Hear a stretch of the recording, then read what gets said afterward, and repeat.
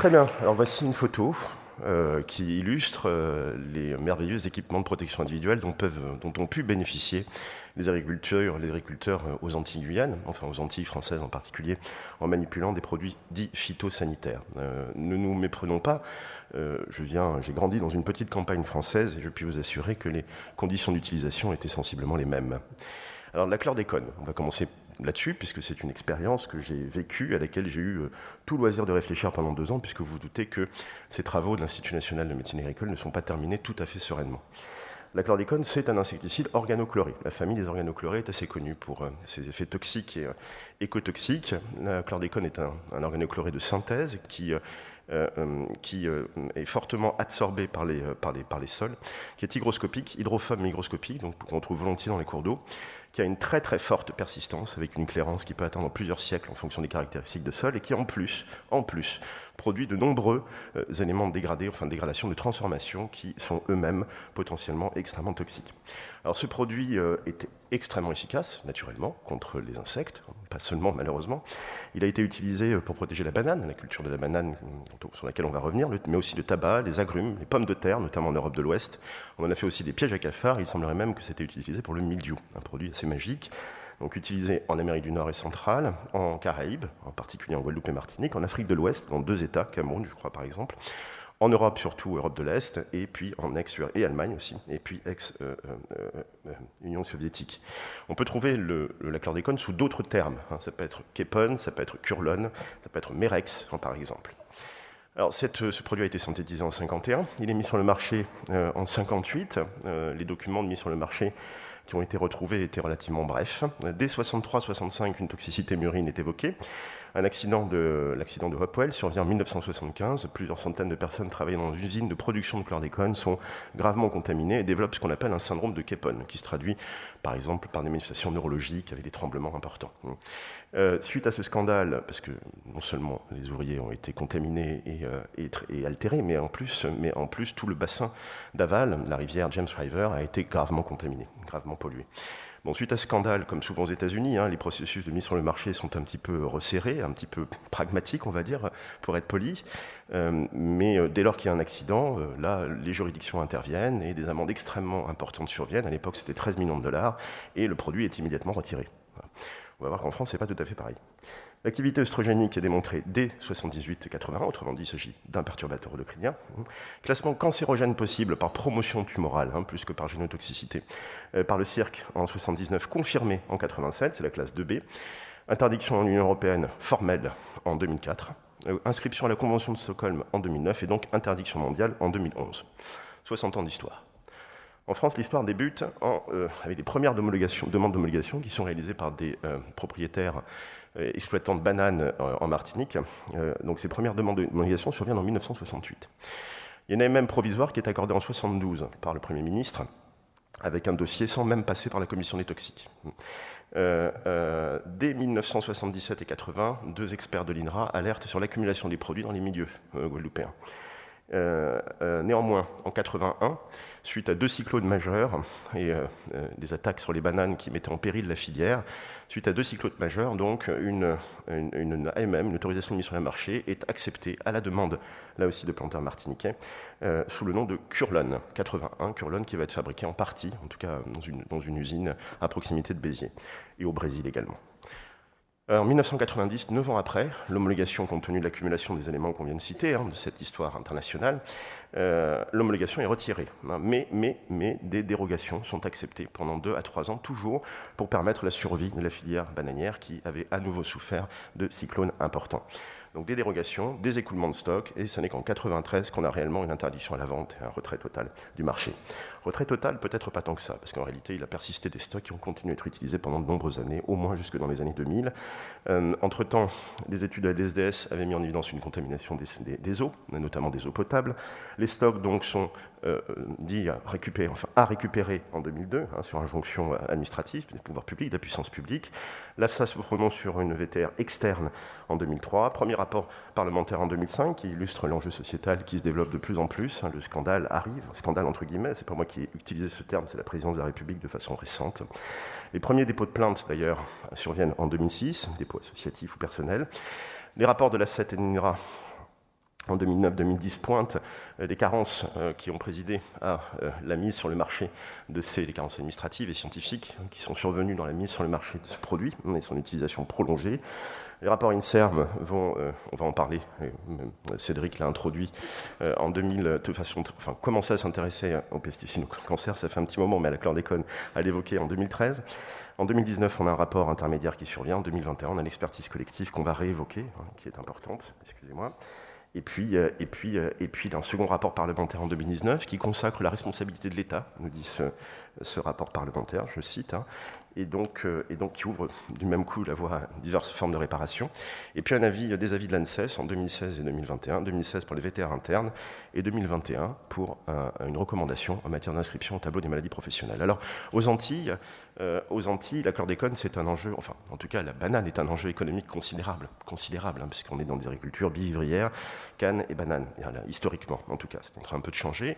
Ce sont des cultures qui demandent énormément de produits phytosanitaires, et entre 72 et pas seulement de la chlordécone, puisque vous voyez ces mots extrêmement toxiques, lindane, paraquat, glyphosate également, de 72 à 93, c'est-à-dire l'histoire de la chlordécone aux Antilles, près de 300 tonnes de produits purs auraient été déversés, avec la clairance dont je vous ai parlé, la persistance dont je vous ai parlé. Alors, cette chlordécone s'infiltre dans les sols, elle s'accumule également.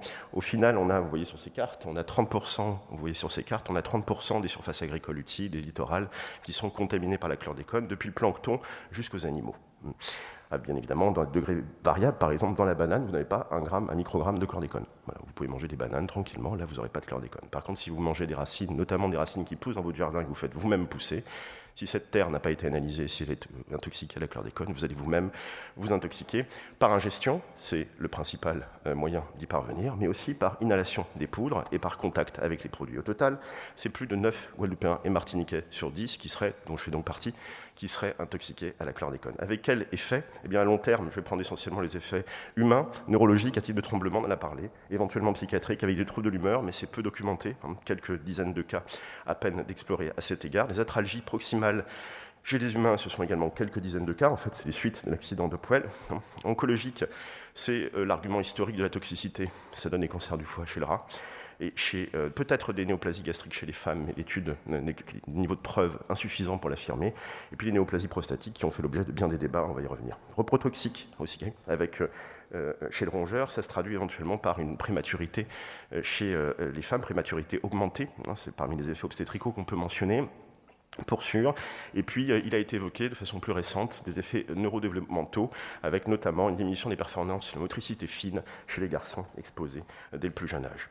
Bon, vous comprenez qu'on a très peu d'études en fait. Très peu d'études parce que peu de financement. Je vais vous donner un exemple pratique. Il y a une étude Caroprostate qui a été réalisée en Guadeloupe, qui a montré un lien entre cancer de la prostate et exposition à la chlordécone. Il s'agissait de renouveler cette étude, de faire la même en Martinique, et bien de façon inexplicable, en tout cas les principaux intéressés n'en ont pas d'explication. Les financements de cette étude, pendant l'étude guadeloupéenne, extension de l'étude guadeloupéenne en Martinique pour apporter l'élément de reproductibilité, ces financements ont été suspendus en cours de route. Alors, voilà donc ce rapport de l'INSERM qui est survenu en juin 2021 et qui affirme de façon claire, ou qui réaffirme, ou qui confirme des liens forts entre pesticides et cancer. Alors on peut citer, je les ai soulignés, je ne vais pas vous faire l'index de tout cela, mais par exemple les organophosphorés, le malathion, le lindane, les DDT sur les lymphomes non hodgkiniens. Par exemple, pour la maladie de Parkinson, tous les organochlorés. Pour les troubles cognitifs, les organophosphorés. On est là sur les présomptions fortes, donc plusieurs études à plusieurs endroits. Présomption moyenne de lien entre pesticides et pathologies sur la maladie d'Alzheimer notamment. Ce n'est pas négligeable dans les temps qui courent. Certains cancers, d'autres cancers, notamment des voies urinaires, et puis d'asthme et pathologie thyroïdienne. Puis les autres éléments, par exemple la présomption faible sur la sclérose latérale amyotrophique, on a très peu ici de preuves qui permettent de l'affirmer. Mais piste quand même pour des études supplémentaires. Chez l'enfant, je le disais à l'instant pour la chlordécone, eh bien les organophosphorés, mais aussi les péritrinoïdes, qui sont un peu partout dans nos foyers, on va en parler, peuvent être impliqués dans les troubles du développement moteur, sensoriel et cognitif, également dans les troubles anxieux. Puis une présomption moyenne sur les troubles du spectre autistique. Donc une problématique de santé publique qui est évidente. L'INSERM, dans son expertise collective en 2021, a fait un focus à la demande de la puissance publique sur la chlordécone et le glyphosate, notamment sur la chlordécone, eh bien, a confirmé qu'il existait une présomption forte de lien avec le cancer de la prostate et de causalité extrêmement vraisemblable. Pas seulement d'ailleurs pour la chlordécone. Alors, Où est-ce qu'on trouve des pesticides et santé? Où est-ce qu'on trouve des pesticides qui peuvent avoir un effet sur la santé, pardon? Déjà chez soi, enfin dans son environnement, vous le savez tous maintenant, notre alimentation est largement imprégnée de ces pesticides et tout le monde ne peut pas manger bio. Dans l'eau, et là ça concerne encore plus de monde, 80% des masses d'eau souterraine polluées, jusqu'à 84% des points de mesure 2004-2017 d'eau de surface contaminée également. L'air, 40 à 90 substances actives détectées annuellement, et parmi ces substances, des substances qui sont interdites depuis de nombreuses années. Et pourtant, elles sont volatiles, elles sont là. Et puis chez soi, avec l'étude Presti-Homme. Alors vous voyez apparaître parfois des QR codes que vous pouvez, si ça marche, je l'espère, flasher. Si vous avez des écrans pas trop loin, vous pourrez éventuellement récupérer, une fois que vous pourrez visualiser cette présentation. Ces flashcodes renvoient, par exemple celui-ci renvoie à l'étude Presti-Homme de l'ANSES 2019. Donc on trouve des pesticides chez soi, avec les médicaments vétérinaires, dans les biocides, c'est-à-dire les insecticides, médicaments vétérinaires, anti-poux et autres qu'on utilise pour nos petites bêtes préférées, les produits phytopharmaceutiques qu'on utilise pour son petit jardin ou ses petites plantes d'intérieur, et puis les répulsifs corporels aussi, qu'on utilise notamment aux Antilles, pour éviter ces satanées piqûres de moustiques qui potentiellement vous collent des arboviroses en plus. Donc il y en a beaucoup chez nous, on a 2/3 des Français à peu près qui sont exposés aux pesticides en milieu domestique, chez eux. Alors, bien évidemment, l'autre source d'exposition aux pesticides, c'est le milieu professionnel. Et autant sur les expositions domestiques, il n'y a pas de système de réparation qui existe, autant en milieu professionnel, on en a, et on va passer un tout petit peu de temps à les détailler. Alors l'exposition aux pesticides, elle n'est pas seulement au milieu agricole, elle est bien évidemment au milieu non agricole. En fait, toutes les personnes qui manipulent des produits qui ont été traités sont potentiellement eux-mêmes contaminés. Donc ça nous amène à une longue liste d'expositions potentielles dont je vous fais grâce, vous pourrez les retrouver. N'oublions pas par exemple aussi le secteur de la recherche. Dans le milieu pharmaceutique, on peut être aussi exposé à des produits qui sont utiles à la fabrication de pesticides également et qui sont potentiellement toxiques. Alors, quels produits justement ? Produits entrant dans la composition de pesticides, mais qui ne sont pas mentionnés comme pesticides, enfin en tout cas qui n'apparaissent pas au tableau des maladies professionnelles comme étant explicitement des pesticides. On a l'arsenic qui est largement utilisé dans le sud de la France pour la culture de la vigne, dans l'Hérault notamment, pour nos collègues montpelliérains, dans la viticulture. L'arsenic qui donne quand même des carcinomes cutanés, des cancers bronchiaux pulmonaires primitifs, des cancers des voies urinaires, des adénocarcinomes hépatiques, voilà. Et ça c'est reconnu au tableau des maladies professionnelles pour le régime général et pour le régime agricole. Donc on a une réparation possible. L'aldéhyde formique, carcinome du nasopharynx, c'est relativement connu ça. Le benzène pour les hémopathies, et oui, il y en a aussi dans les pesticides. Les amines aromatiques, il y en a aussi dans les pesticides, qui donnent des cancers des voies urinaires. Ça, c'est non explicitement en rapport avec les pesticides, mais en tout cas, puis c'est pas facile à reconnaître, quoi. C'est-à-dire aller chercher dans l'histoire d'une personne son exposition à certains pesticides qui auraient contenu des benzènes ou des amines aromatiques, ça complique un peu les choses. Par contre, ce qui est très clair et très large au tableau des maladies professionnelles, c'est la reconnaissance de maladies de Parkinson chez les personnes en contact avec des pesticides, et quels que soient ces pesticides. Cette reconnaissance donc du lien entre maladie Parkinson et pesticides et l'indemnisation qui y a trait dans le cadre des maladies professionnelles, elle existe depuis 2012. Ça fait quand même un certain temps, 9 ans. Elle a été réévaluée en 2020 et réaffirmée en 2020. On a une considérable sous-déclaration des maladies professionnelles en lien avec l'exposition aux pesticides, qu'il s'agisse de maladies de Parkinson ou qu'il s'agisse d'ailleurs de lymphomalin non-Hodgkinien. Alors, des lymphomalin non-Hodgkinien, il y en a moins, certes. Des maladies Parkinson, il y en a beaucoup. Donc, l'un des messages principaux de cette présentation, c'est vraiment ça, quoi. Il faut qu'on remonte l'accès aux droits, et notamment les maladies Parkinson, ça nécessite d'évaluer systématiquement l'exposition aux pesticides dans le passé, sachant que c'est pas que des agriculteurs, on vient de le dire, ça peut être beaucoup de gens. Alors, que dit l'ANSES aussi ? Cédric en parlait à l'instant, puisque les tableaux de maladies professionnelles, ils évoluent grâce à des avis qui sont prononcés par l'ANSES, puis par une structure qu'on appelle le COSMAP, peu importe les noms. L'ANSES, en 2021, à la demande de la puissance publique, a rendu un avis qui a réaffirmé ce que disait l'expertise collective de l'INSERM au mois de juin, une relation causale, ils sont arrivés en même temps, à 2 semaines près, une relation causale probable entre exposition aux pesticides, dont la chlordécone, et cancer de la prostate. Réaffirmation et donc recommandation de création d'un tableau de maladies professionnelles dédié à ce lien entre pesticides et cancer de la prostate, que ce soit au régime général ou au régime agricole. On arrive donc à une indemnisation du risque de cancer, notamment cancer prostatique, en lien avec l'exposition aux pesticides en général partout en France, partout en France, et en lien avec la chlordécone. En particulier, je crois que le président de la République l'a rappelé récemment, suite à la crise sociale qui agite nos Antilles. Alors, notre boulot de médecin généraliste, il est là, hein, il est d'évaluer ce risque, hein, et puis il est d'orienter, de coordonner la prise en soin de ce risque. Alors ça débute par justement une correcte évaluation. Et on peut rappeler ce qui avait été dit par le Collège de médecine générale, qui s'était penché sur les inégalités de santé il y a quelques années. On peut rappeler l'importance du recueil des activités professionnelles, des parcours professionnels dans notre logiciel métier, dans le système d'information de nos cabinets. Je peux aussi vous rappeler, vous avez 2 flashcodes pour accéder à ces sites. L'INRS.fr, qui est vraiment une source externe majeure, hein, qui est relativement facile à utiliser. Vous avez tous les tableaux de maladies professionnelles qui sont indexés, donc, dans lesquels on peut chercher facilement grâce à un moteur de recherche qui est performant. Et puis vous avez des fiches métiers de Bosson Futé, hein, où vous pouvez vérifier risque métier par métier, les risques auxquels sont exposés vos patients. Ça peut être quasiment utilisé dans le contexte de consultation. Un focus également sur l'évolution du dispositif santé-travail. Il y a une loi qui est donc sortie très récemment, hein, en août 2021, pour renforcer la prévention en santé-travail. Cette loi instaure notamment une surveillance post-exposition ou post-professionnelle en lien avec le médecin traitant et le médecin conseil. Et puis l'attestation d'exposition qui existait auparavant devient un passeport de prévention. Ceci va être mis en place petit à petit au fil des années prochaines, avec une possibilité pour le médecin du travail d'implémenter le dossier médical partagé à partir de 2024.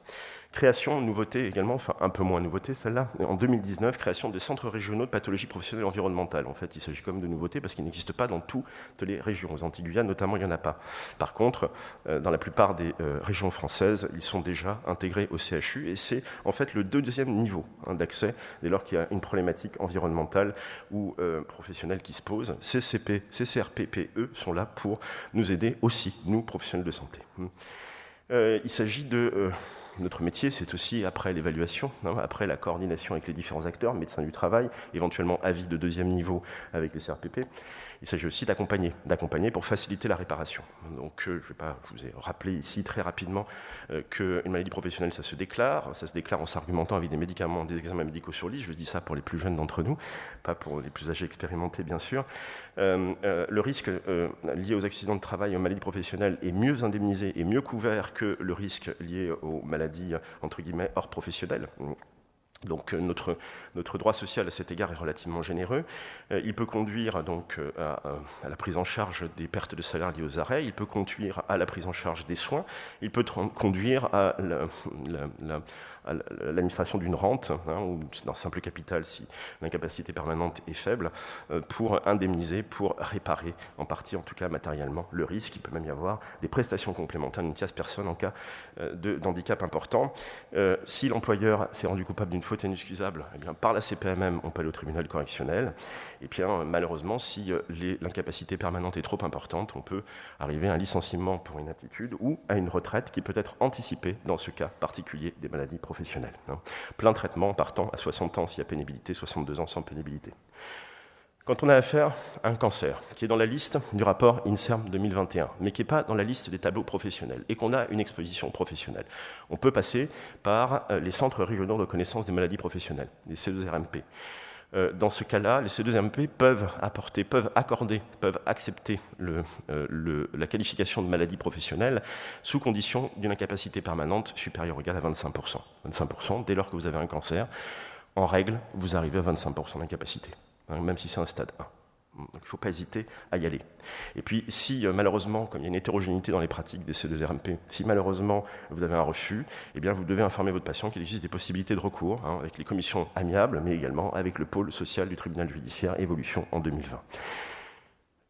Au-delà de tout ça, alors là, les choses sont en train d'avancer, puisque maintenant, on a une reconnaissance cancer de la prostate et pesticides. Mais il y a certaines situations, l'année dernière, a été créé le fonds d'indemnisation des pesticides qui permet de couvrir les autres situations, hein, notamment si on a perdu en C2RMP et dans les contentieux qui vont avec. Je dis on, puisqu'on est là pour défendre nos patients, bien évidemment, surtout s'ils sont objectivement victimes d'une forme d'injustice. Le fonds d'indemnisation des pesticides, je vous ai mis un petit flashcode pour y accéder, permet d'indemniser les maladies d'origine professionnelle des salariés, hein, qu'ils soient au régime général ou agricole, et des non-salariés uniquement pour le régime agricole. Il y a un trou dans la raquette, c'est pour les non-salariés du hors agricole. Là, il n'y a absolument rien du tout. N'oublions pas également que ce fonds d'indemnisation des pesticides, et c'est une nouveauté intéressante, on a vu le potentiel effet des pesticides sur les troubles neurodéveloppementaux de l'enfant. N'oublions pas que ce fonds d'indemnisation des pesticides peut également réparer les préjudices qui seraient survenus à l'encontre d'enfants exposés in utero, d'ailleurs que leur mère ou leur père d'ailleurs a été exposé à des pesticides. Et puis n'oublions pas aussi que réparer, ça peut être utile aux ayants droit. Si malheureusement un décès est survenu, ces ayants droit ont le droit à demander une reconnaissance de maladie professionnelle et toutes les indemnités qui vont avec. Alors en conclusion, on a une évolution sociétale qui est indiscutable, qui va vers davantage de reconnaissance et de réparation. Et ceci se fait au prix d'un certain nombre de tensions politiques, notamment liées aux enjeux économiques considérables qui existent en la matière. Tout cela conduisant finalement, ayant peut-être eu un impact sur la quantité et la qualité des recherches qui ont été menées jusqu'à présent en matière de risques liés aux pesticides. Aujourd'hui, les choses sont en train de se corriger, mais il a fallu un grand nombre d'années, vous l'avez vu dans l'histoire en France de la chlordécone, un grand nombre d'années pour qu'on soit dans une attitude un peu plus rationnelle. Alors on a, en tant que médecin généraliste, affaire à des situations d'exposition non professionnelle, et là notre rôle se limite finalement à la prévention. Informer les personnes, notamment celles qui sont la plus à distance, qui ont un capital social insuffisant, qui sont plus à distance de l'information médicale, les informer des risques qui existent chez eux. Tout bêtement, l'utilisation de péritrénoïdes, d'insecticides. C'est peut-être pas la peine d'utiliser des insecticides au pire être, même s'il est végétal, pour éviter quelques piqûres ou quelques nuisibles qui piquent même pas. Comme je vous l'ai dit, pas de réparation spécifique pour les situations d'exposition non professionnelle. Par contre, pour les situations d'exposition professionnelle, on a des outils qui existent, ils sont encore en train de se développer, ils sont considérablement sous-utilisés, on a la responsabilité sociale de davantage les utiliser, de davantage défendre les droits de nos patients, et pour ça, on n'est pas tout seul. Avec nous, il y a les médecins du travail et il y a les médecins conseils. Je vous remercie.